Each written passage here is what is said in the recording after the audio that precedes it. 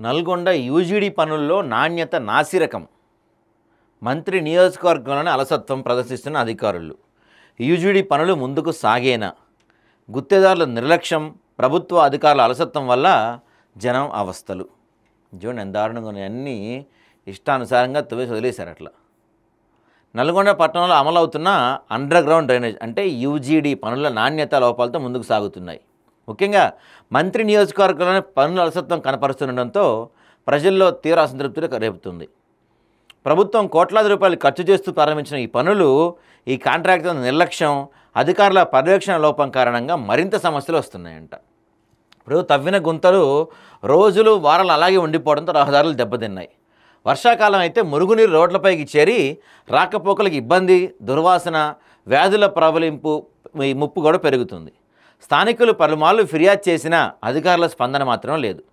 మంత్రి సొంత నియోజకవర్గంలో ఈ పరిస్థితి ఉంటే ఇక ఇతర ప్రాంతాల పరిస్థితి ఏంటో ఆలోచించండి. మొత్తం నల్గొండ మున్సిపాలిటీ పరిధిలో కొనసాగుతున్న అండర్గ్రౌండ్ డ్రైనేజ్ పనుల్లో నాణ్యత లోపించింది. ప్రస్తుతం 216.19 కోట్ల వ్యయంతో రాష్ట్ర ప్రభుత్వం 67%, కేంద్ర ప్రభుత్వం 33% ఈ మొత్తం కలిపి చేస్తున్నారనమాట. సో ఇక్కడ ఏంటంటే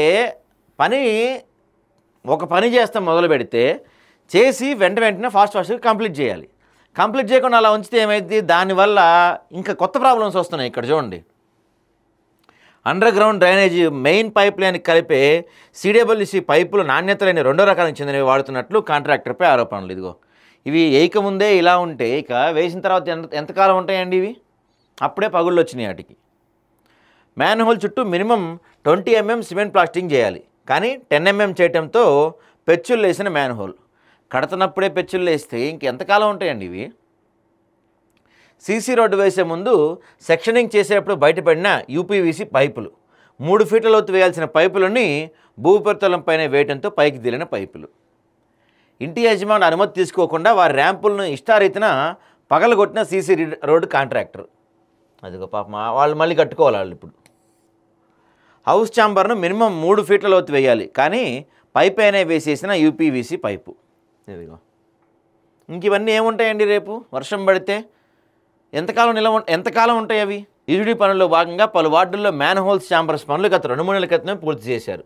ఇప్పుడు ఒక ఇంటి హౌసింగ్ ఛాంబర్ నుంచి యూపీవీసీ పైపును మ్యాన్ హోల్ ఛాంబర్ కలపాలి, కానీ రోడ్డు ఉపరితలం నుంచి కనీసం 3 ఫీట్ల లోతు నిర్మించాలి. కానీ సర్కారు కళ్ళకు గంతలు కట్టిన గుత్తేదారులు తూతు మంత్రంగా పనిచేస్తున్నారు.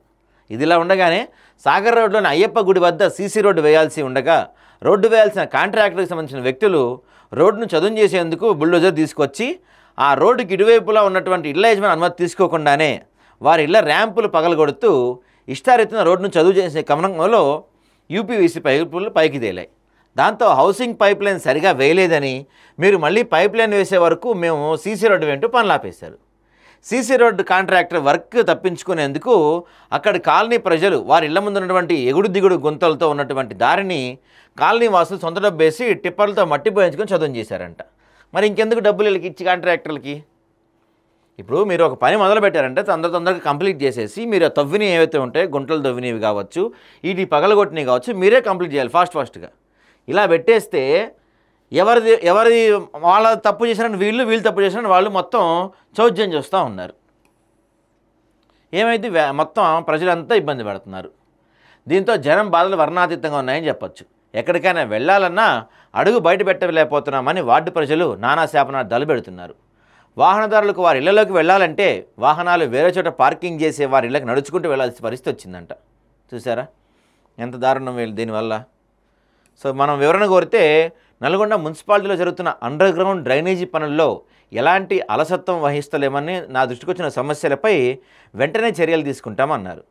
యూజీడీ పనులలో భాగంగా ఎక్కడైతే యూపీవీసీ పైపులు పైకి తేలాయో, సెక్షనింగ్ సరిగా చేయలేదో అక్కడ కాంట్రాక్టర్లు అధికారులను సమన్వయపరుస్తూ సీసీ రోడ్లు కొత్తగా వేసే వద్ద సెక్షనింగ్ సరిగా చేయకపోతే వెంటనే చేపిస్తూ గ్రావెలింగ్ కూడా చేస్తున్నామని, యూజీడీ కాంట్రాక్టర్లు సీసీ రోడ్డు కాంట్రాక్టర్లతోటి ఎప్పటికప్పుడు సమీక్షా సమావేశాలు నిర్వహిస్తూ పనులు త్వరితగతిన పూర్తి చేసే విధంగా మేము ఎప్పటికప్పుడు చర్యలు తీసుకుంటున్నామని తెలిపారు. మరి మీరు ఎప్పటికప్పుడు చర్యలు తీసుకుంటే ఎందుకు ఉన్నాయండి ఇలాంటి పరిస్థితులు? ఇప్పుడు ఈ రోడ్డు చివరి ఉన్న వాళ్ళు ఇంటికి వెళ్ళాలంటే అక్కడెక్కడో బండి పెట్టి నడుచుకుంటూ వస్తున్నారంట వీళ్ళు. ఏదైనా పేషెంట్లు ఉన్నా, రేపటి రోజున ఏదైనా అంబులెన్స్ రావాలన్నా, ఏదైనా ఫైర్ ఇంజిన్ రావాలన్నా ఏం పరిస్థితి?